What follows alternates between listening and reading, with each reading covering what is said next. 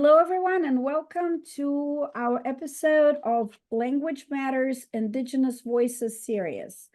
Today, we have a very special guest. We have Elder Wayne Jackson, who is with the Cree Nation.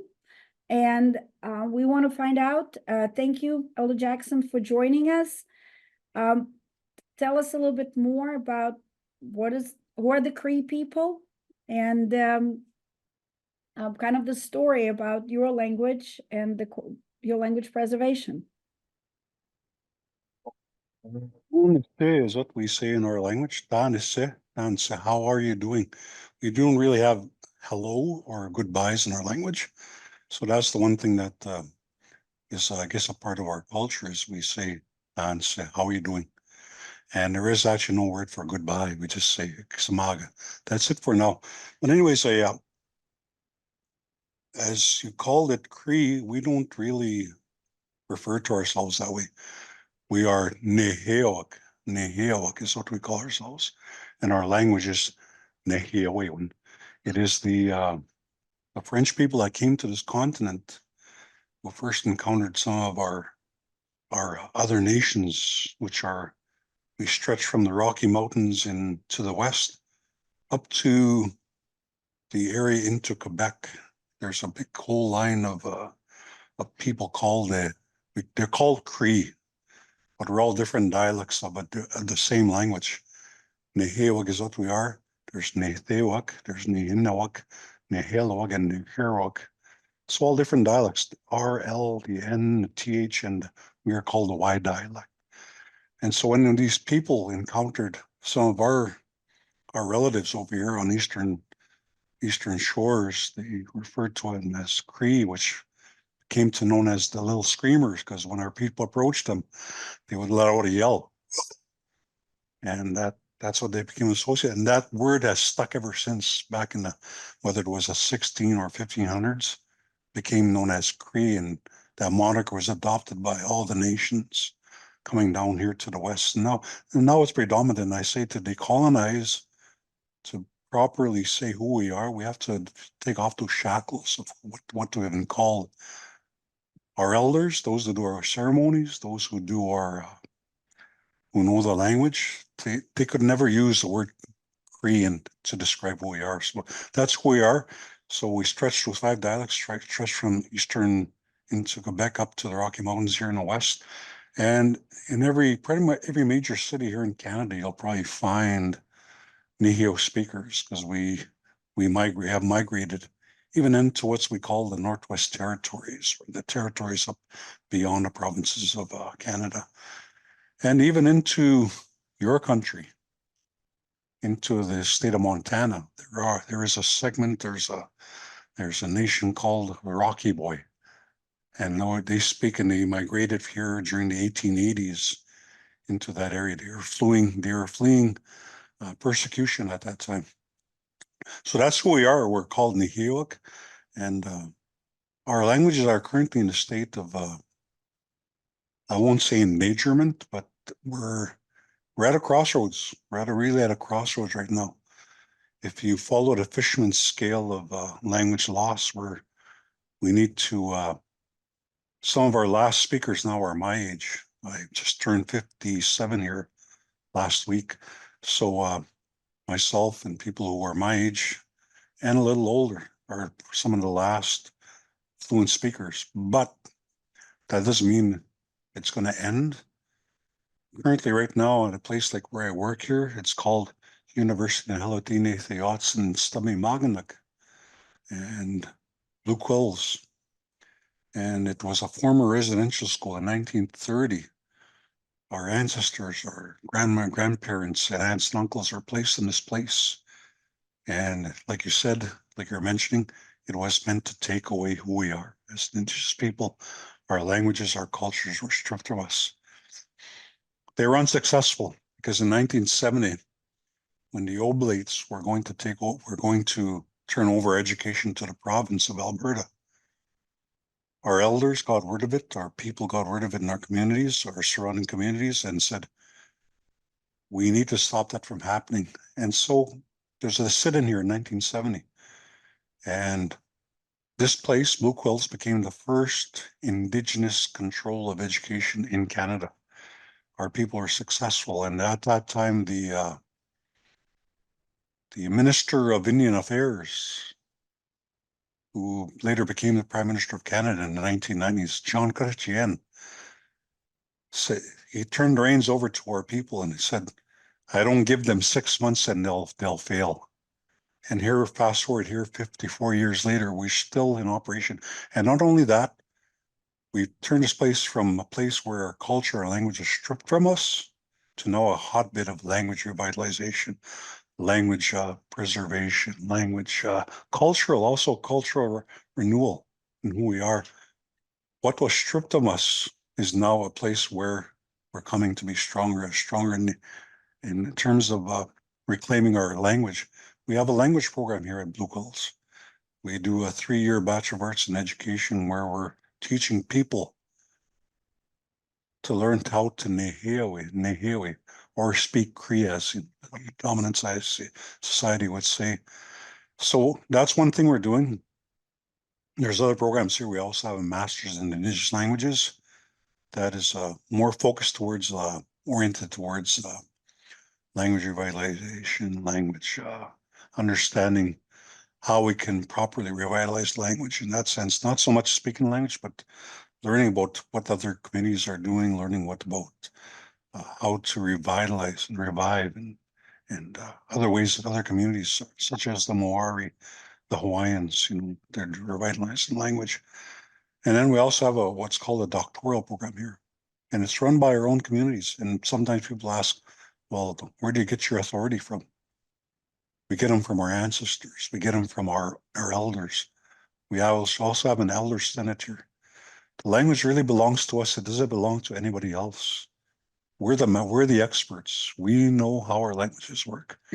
They've been passed on down to us for generation after generation. So now the alarm is set for us. Really, it's set that we're going to have to do everything in our powers. And one thing that I keep mentioning over and over again, and that seems to be one of the hardest things to do, is to create an immersion school and immersion spaces to try and, because studies have shown that an immersive environment is what is necessary to create new speakers. Myself, I was raised in the language. I heard my mother speak. I heard my grandfather speak in the language, and that's how they passed me the language, and that's how we're going to do it. We're going to have to do it by creating that intergenerational transference one to another. Me as a grandparent, me also as a father, and to pass what I know, my language, on to them, and for them to not just hear it in the classroom 40 minutes a day, but to hear it day in, day out. Like myself, I didn't get any formal schooling with my language. It was taught to me in the kitchen, in the bedrooms, in the home of where I grew up. And that's what we need to do. We need to hear the language everywhere. And technology will play a big part in that, because now a lot of our young people is what they're doing. They're sitting there looking at these little screens, and they're fascinated by the things that they see on there, and they're enthralled. So now we need to create more programming, more apps, more content to be used on social media of our languages. And what's out there right now, just a tip of the iceberg. There's a few things going on. It's like the other day here, I was asked to do some translation for an animation program, and I've been involved in animation as well too, with other things. But things like that, podcasts like what you have here, these things are needed, necessary to hear the language being spoken 24/7. I'll say, but it's going to take a gargantuan effort, and I am one person I'm up for the task, because I feel that we're kind of at that stage now where it's getting critical, and we need to document our speakers. We need to document all the things in our language and make them available for the next generations. So why is language so important? Why don't we just all speak English or French? Because that's just so easy, right? So why? I mean, some of our listeners may wonder, it's like, Mhm. okay, what's the point? So Yep, yep. why is your language important? Thank you for that question, Mila. Ludmila or is it Mila? Ludmila or Mila, both ways. Okay, okay. I bet you as Mila, so I'll call you Mila. So for me, there are 5 things that the United Nations say that are necessary to be sovereign. We, as First Nations, or Native American, as they call them down in your country, as First Nations people, we've been throwing on our weight in terms of our sovereignty. We are sovereign nations. Our reserves are sovereign nations. But in order to do that, you got to have people, we're still here. You got to have governance, which we still have a form of it anyways. We have culture, we have powwows, we have sweat lodges, we have sun dances, we have ceremony, and then you got to have land, which we have in our communities, we have in our First Nations reserves. And then the last thing is you got to have language. It's like the late Daryl Kipp said, who's also a Blackfoot from Montana. He said, otherwise we just become an ethnicity. The people in your country, they were brought in by boats and they were enslaved and they lost who they were. So they became an ethnicity. We still have our language. It's still here. And that's what the thing that's going to set us apart and determine whether or not we are still Indigenous people. We don't want to become an ethnicity. We don't want to become brown skin, English speaking or French speaking people. Those are the languages that were brought outside here. These languages of ours, these 500 some languages that are across North America, have been here for thousands of years. And if we lose those languages, we can't go across the ocean and look for someone to teach us that language. If we lose it here.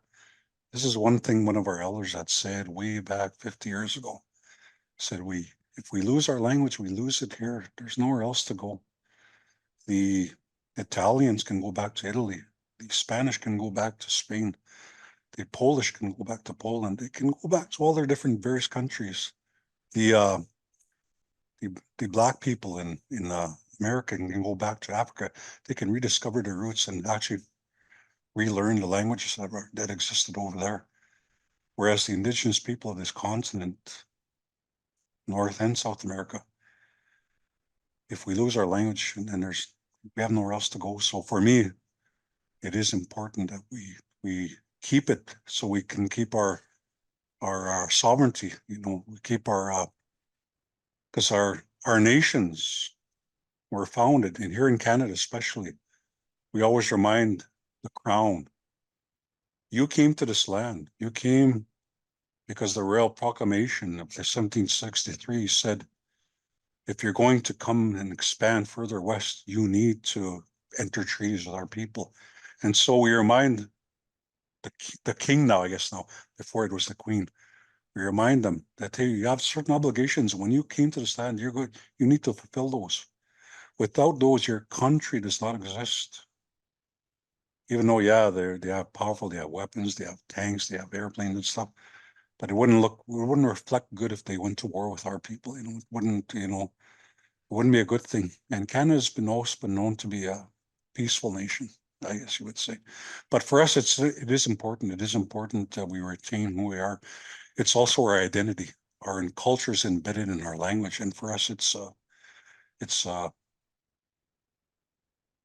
our essence of who we are. If we stop speaking it, I would just be a brown speaking white person, and I don't want to be that. I know who I am. I know my identity. I know my language, and it's important to identify that it has existed on this land for millennia, and it will continue to exist as long as people like myself and others want to revitalize and uplift the language. So language holds our soul. And today, in the world that is very, very digital, technology that is ever present is now inside of our homes, and that technology is not speaking indigenous languages, not yet. So what are some of the challenges you're facing, or what are some of the successes? What are some of the things where you mentioned some of the things have been accomplished? So let's talk about the successes that have been accomplished, and then talk about some of the challenges that maybe the greater language community and localization community can help overcome.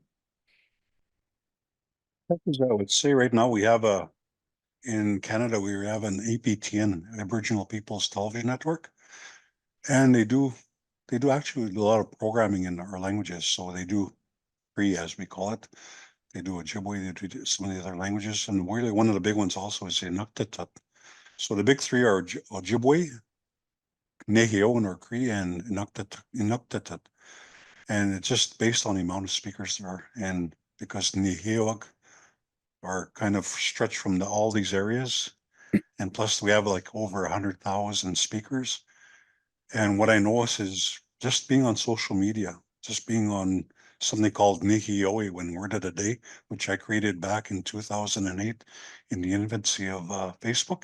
It really was stemmed from the fact that I had moved away from my community back on into Edmonton, and I was wanting to hear language, and I was wanting to connect with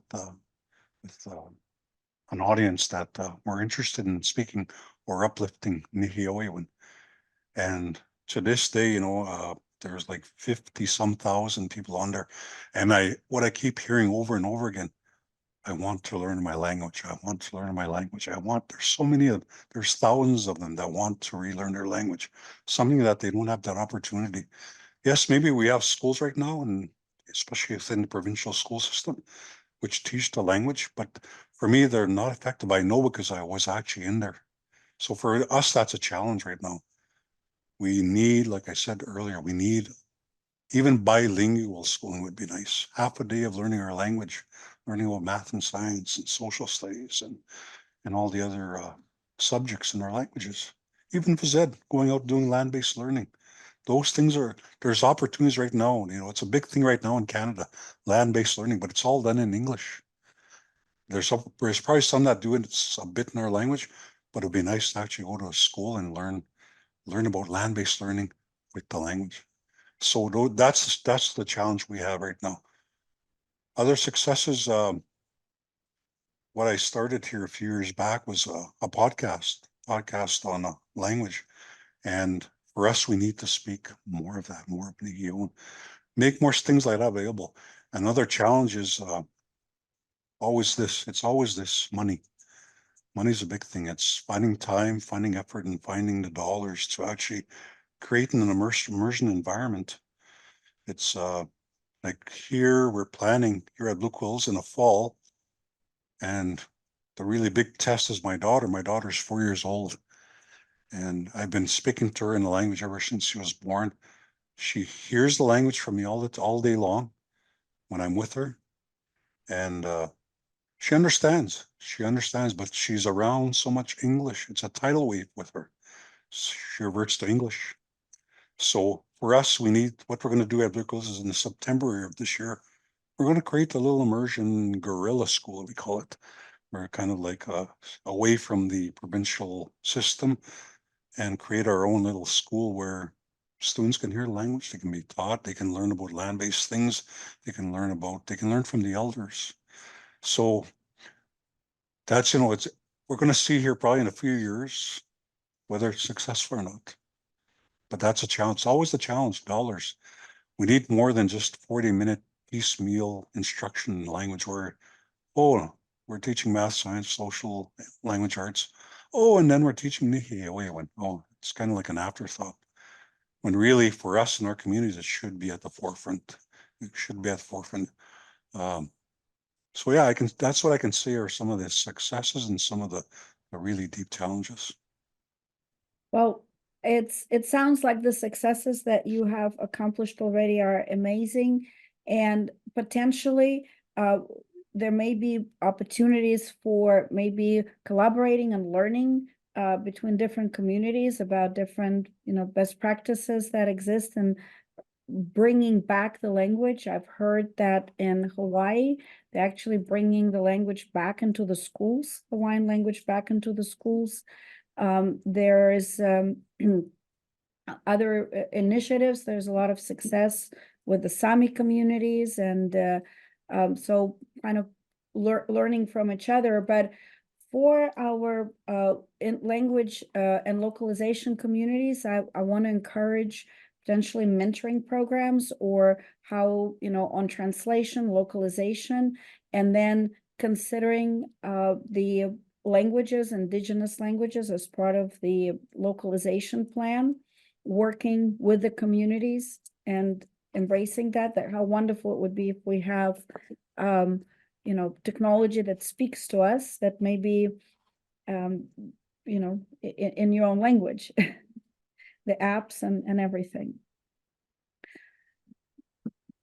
I didn't got to mention was the coastal people, the Western coastal people, because they're so diverse. There's so much diversity in BC. With all, I think the biggest diversity and the biggest, because a lot of funding actually does go to the province of BC because of the where the languages, they're just so diverse. They say there's like 70 languages here in Canada. Half those languages are in BC. And what they found, because there's minimal non-speakers, what they've done is mentor apprentice programs, MAP, they call it.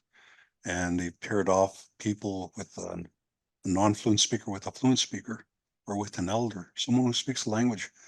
What we haven't done here at Blue Quills or within the Neo community is actually, we've attempted a kind of like, what I say, Mama sees kind of like a sloppy version of it, where it's only like 3 hours in a week, and that's not enough. It's got to be like a job. It's got to go from Monday to Friday, even into the weekend if possible, where you go like a job and you pair off, and money needs to go into something like that, where they're sitting with an elder and that elder's talking to them, asking questions, they're asking questions, but staying within the language, and that's really how I think one of the most, that's it. Immersion is really what it is. That's what it is. So something like that I think would be really effective. I don't know if it's a solution or not, but how do you see the latest advancement of artificial intelligence, and potentially helping or not helping with language preservation, the new tech?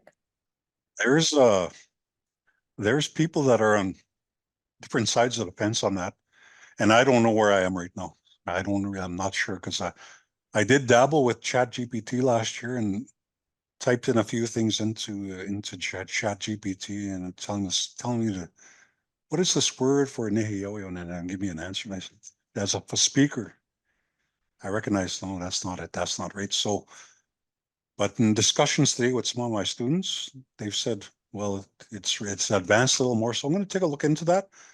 And then I also saw on that Nêhiyawêwin word of the day on Facebook, there was a discussion about it. And some people are saying we shouldn't be giving this to be used. It's really another form of cultural appropriation. I don't know. I don't know if it is or not, but all I know is that unless we do something to raise the profile of our languages, we're going to lose it. So whatever is there, whatever means are available, let's use it, or we lose it. So for me, I'm still on the fence. Yes, let's use it, but let's use it cautiously. Let's use it cautiously. I would love to maybe do another interview to find out when you have a position on that. But thank you for teaching us about your language, about your culture, and how do you say thank you in Nehiyawak? And what we would say, there's kind of two different ways. Some people say I hi, and it's kind of like I hi. And some people say kinanaskomten. That's more honorific. It's more like I'm grateful to you. Kinanaskomten. Kinanaskomten. Yes, there you go. Thank you for your time, and thank you for being part of our podcast, and look forward to finding more things and learning more things from you. Yes, thank you.